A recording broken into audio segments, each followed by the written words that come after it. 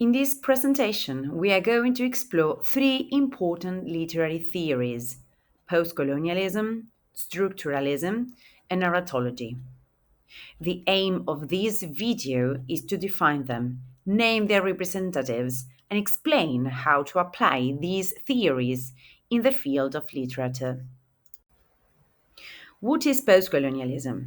It's an approach to literature that focuses on the study of cultural behavior and expressions in relation to the colonized world. It explores the impact and legacy of colonialism and imperialism, especially how colonized societies respond to the cultural and political domination of colonial powers. It's not just about history, it's about identity, power, language, and representation. One of the foundational figures in this field is Said, who introduced the concept of Orientalism. Said argued that Western representations of the East, particularly the Middle East and Asia, were not objective but rather shaped by colonialist attitudes. These depictions created the Orient as exotic, backward, and in need of Western control. Next is Spivak, known for her theory about subaltern. She asked, can the subaltern speak? In other words, can those who are most oppressed, particularly women in colonized societies, truly have a voice in dominant discourses? Spivak argued that their voices are often silenced or distorted by the systems that claim to represent them.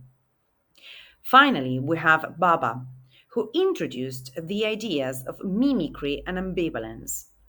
Baba examined how colonized people often imitate the culture of their colonizers, not to assimilate completely, but in a way that subtly subverts colonial authority. This imitation creates a space of ambivalence, where meaning is unstable and power is questioned. What is structuralism? It's a theoretical approach that focuses on the underlying structures that shape human culture and meaning, especially language. This literary criticism examines how literary texts arrive at their meanings, rather than meanings themselves. One of the key thinkers here is Saussure, a linguist who proposed that meaning in language comes from difference, not from any fixed relationship between words and things.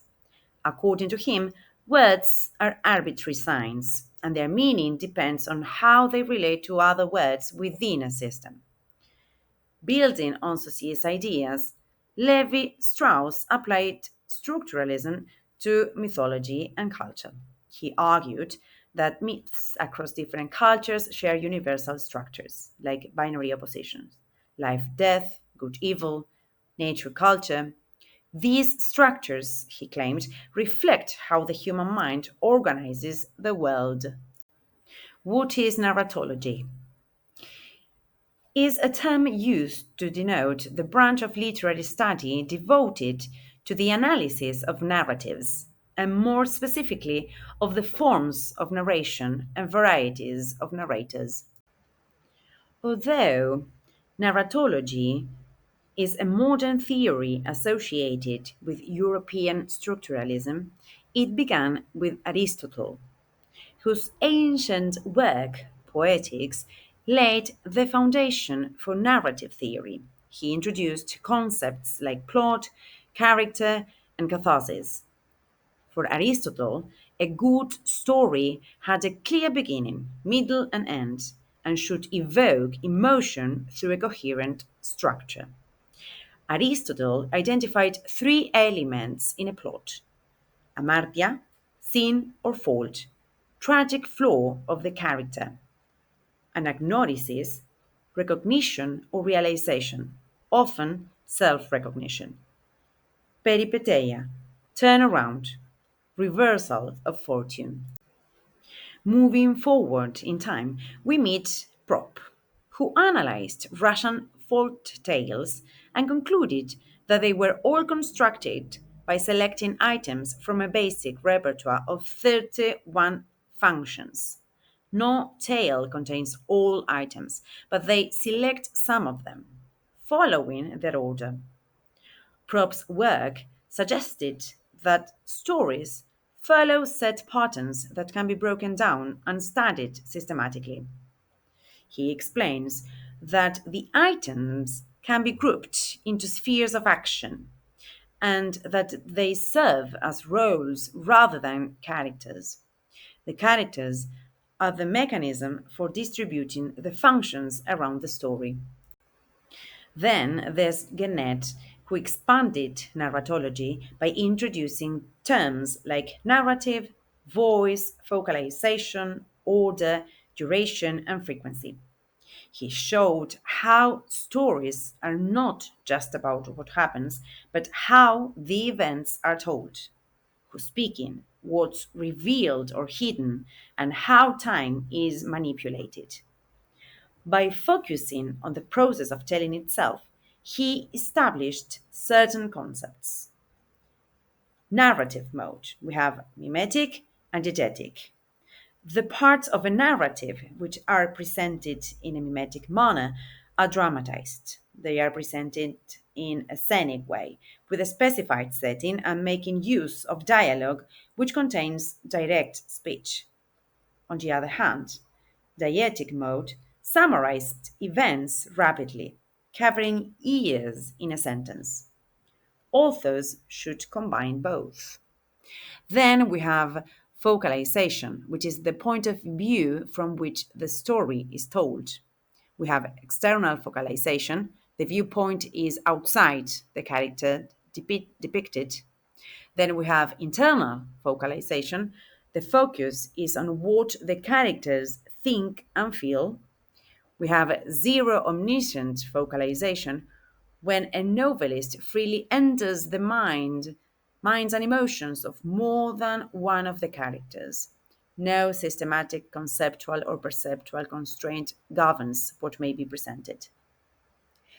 The storyteller, covert narrator, it remains just as a voice or tone, which we may register just an intelligent recording consciousness. Overt narrator, it is identified as a distinct, named character with a personal history, gender, a social class position, distinct likes and dislikes, and so on. These narrators have witnessed or learned about or even participated in the events they tell. Finally, we have time manipulation, analeptic, which are flashbacks, and proleptic, which are flash forward. Related to Gannett, we have framework. Frame or primary narratives, the narrative which comes first, which can be subclassified in single-ended. The frame situation is not returned to when the embedded tale is complete. Double-ended, the frame situation is reintroduced at the end of the embedded tale. Intrusive, the embedded tale is occasionally interrupted to revert to the frame situation. And we have embedded or secondary narratives, the narrative which comes second and is embedded into the primary story. Kenneth calls them meta narratives, narrative within the narratives. Gonnet presents speech which is direct and tagged. Actual words are given inside inverted commas, tagging because the name of the speaker is attached to indicate them. For example, what's your name? Mario asked her. It's Thelma, she replied. Direct and untagged. Actual words are given inside inverted commas, but there is no tagging. For example, what's your name? Thelma. Direct and selectively tagged. Only some parts of speech are tagged with the speaker's name. For example, what's your name? Asked Mario. Thelma. Tagged indirect speech. We are not given the actual spoken words said, but a report of them. For example, he asked what her name was, and she told him it was Thelma. Free indirect speech helps reduce the distance between the reader and the events. For example, what was her name? It was Thelma. However, Gennett's terms for representation of speech are slightly more generalized, representing three layers which progressively further away from the actual spoken words. Number one, mimetic speech. My father passed away. She confided to her friend. Number two, transposed speech. She confided to her friend that her father had passed away. Number three, narratized speech. She confided in her friend, telling him about her father's death. So, how do we apply these theories when reading literature? Postcolonial theory encourages us to question the power dynamics in a text. Who is represented? Who is silenced? And how colonial histories influence storytelling. It examines literature from formerly colonized regions, interrogating the legacy of colonialism and imperialism.